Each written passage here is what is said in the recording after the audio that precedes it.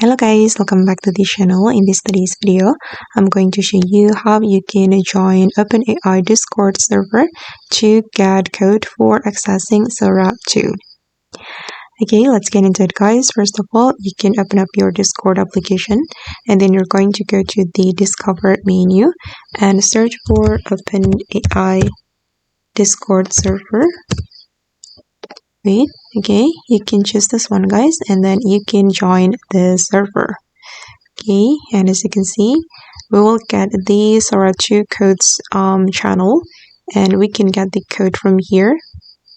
And then guys, if you are using your phone, you can go to your browser and then you just need to search OpenAI Discord server like this, and then you're going to open it and join the OpenAI Discord server from this website.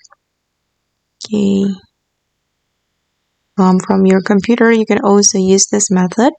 Just go to your browser and then you can join the server from here. And I have already joined the server because from the mobile phone, there is no discover option, so it will be difficult to join the server from phone. So if you're using your phone, you can go to the OpenAI website and then you can join it from there.